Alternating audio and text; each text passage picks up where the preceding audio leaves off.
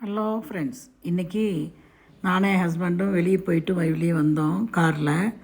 அப்போது அந்த இயற்கையிலெல்லாம் பார்த்துட்டு ரசிச்சுட்டு வந்தேன். சன்செட் டைம் அது. அதனால் சூரியனை பார்க்கலாம் அப்படின்னு பார்த்தா அப்படியே அழகாக தகன்னு மின்னிட்டு இருந்துச்சு. அது அப்படியே சன்செட் ஆகிற டைமில் பார்க்குறதுக்கு ரொம்ப நல்லா இருந்துச்சு.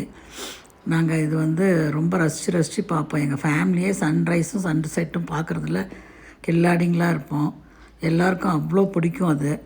அதனால் அதை பார்க்குறதுல ரொம்ப ஆனந்தமாக இருந்தது. காரில் போகிறப்போ அப்படியே சூரியனை துரத்திக்கிட்டே போயிட்டு அது சன்செட் ஆகிறது பார்க்குறதுங்கிறது ஃபஸ்ட் டைம் இது எக்ஸ்பீரியன்ஸு. ரொம்ப நல்லா இருந்துச்சு. அதை பார்க்குறதுக்கு அவ்வளோ நல்லா இருந்துச்சு. நீங்களும் இது மாதிரி ஏதாவது எக்ஸ்பீரியன்ஸை இது பண்ணியிருக்கிறீங்களா? நீங்கள் அந்த மாதிரி எல்லாம் காரில் போக போக போக அது சன்செட் ஆகிறத பார்த்துருக்கீங்களா அப்படின்னு கமெண்ட்டில் சொல்லுங்கள். நான் இந்த சூரியனை பார்த்தோன்னே சூரியனை பற்றி ஒரு ஸ்லோகம் சொல்லுவேன். காசினி இருளை நீக்கி கதிரொலியாகி எங்கும் பூசனை உலகோர் போற்றும் புசிப்புடன் சுகத்தை நல்கும் வாசி ஏழுடைய தேர்மேல் மகா கிரிவலமாய் வந்த தேசிகா என்னை ரட்சிப்பாய் சூர்யா போற்றி சூர்யா போற்றி சூர்யா போற்றிட. இது டெய்லி நான் சொல்லுவேன். எப்படின்னா, ஈவினிங் வாக்கிங் போகிறப்போ 6 மணிக்கு சன்செட் ஆகும். அந்த சமயத்தில் நடந்துக்கிட்டே அந்த சூரியனை பார்த்து அது சொல்லுவேன். அது ஒரு வழக்கம். 3 தடவை சொல்லிவிடுவேன். சூரியனை பார்த்து கும்பிடாமல் இருந்ததே இல்லை.